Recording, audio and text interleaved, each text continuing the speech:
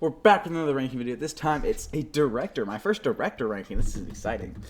Simon Kinberg. If you don't know who he is, he's directed action. Like, it's honestly just action. He's made some films, and I watched all of them.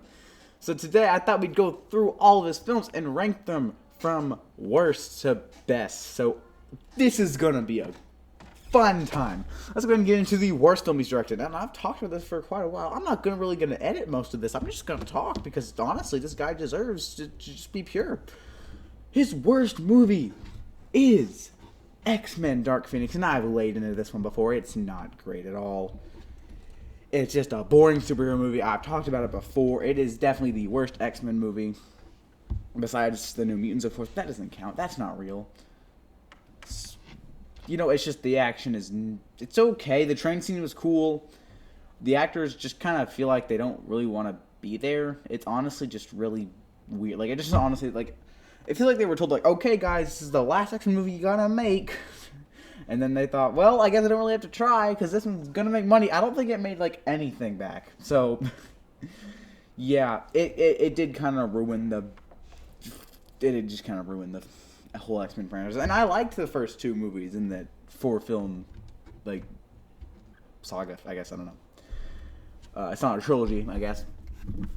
But, you know, X-Men First Class is good. X-Men Days of Future Past is phenomenal. And then X-Men Apocalypse wasn't awful, I guess. But this one, oh, it's just stinky. Yeah, it's not too terribly great. I will say that much. So, yeah. That is Simon Kinberg's worst film. This ranking was so hard to put together. Like, this is honestly one of the toughest videos I've ever had to make because I had no idea where to put the other film that he made. So, his best film that he made, that's right, I'm ranking all of his films. The best film that he's made, The 355. I absolutely do not think The 355 is a great movie. Where do I start? Honestly, it just feels like when I started this movie, I immediately thought, am I watching a sequel to something? I didn't think I was, but it's honestly not heard of that a different director would direct a sequel, like Irvin Kershner directing The Empire Strikes Back, or I have one in my mind, hang on. James Cameron directing Piranha 2: The Spawning. It's not that, you know, weird, but I looked it up. An AI overview on Google said I wasn't going crazy, so no. I just feel like there's a bunch of characters that haven't been established yet, and we are supposed to know, like, Sebastian Stan, Jessica Chastain have dated at one point, and then just kind of jumps in, and then, like something happens in, like, the first 20, like, the first chase scene happens in, like, the first 20 minutes of the movie. It's just like, how did we get, it feels like everything's moving so fast, but at the same time, everything's moving so slow at the same time, because this was a slog to get through. It is awful. Like, honestly, I remember this coming out. I remember not thinking much of it because I was 12. Not even 12, like 11 when around the time when this came out.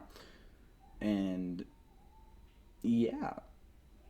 It just felt like the action is okay. It is kind of borderline for a PG-13 though. That was kind of like there's killings everywhere. And blood and gore, and you know, like most Marvel movies don't really do that. So that's just kind of weird, you know? So yeah, I liked the cast. It just feels like I liked Lupita. How do you say her name? I genuinely don't know. What's her name?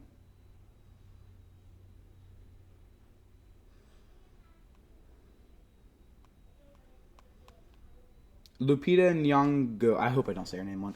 I like Lupita Nyong'o's character. That's probably my favorite character in the movie. Sebastian Stan as the villain was okay, I guess. He wasn't terrible. I don't know, it's like, it just feels like the movie wrapped up too quickly, but also not fast enough because I just wanted it to be over.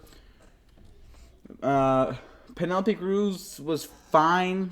I just kind of felt like, I don't think she did, but it just kind of felt like she was dragging the movie down. Like, I think her actions, like, actively just made the plan go, like, worse. Like, honestly, I just don't like her character that much. It's just kind of whatever. Jessica Chastain did okay, I guess. She wasn't awful. She could have been worse, honestly. In all honesty, if you just want a stupid spy movie that has no sense whatsoever, and you just want to see it happen, just the 355s on Peacock, I guess. It's not good at all.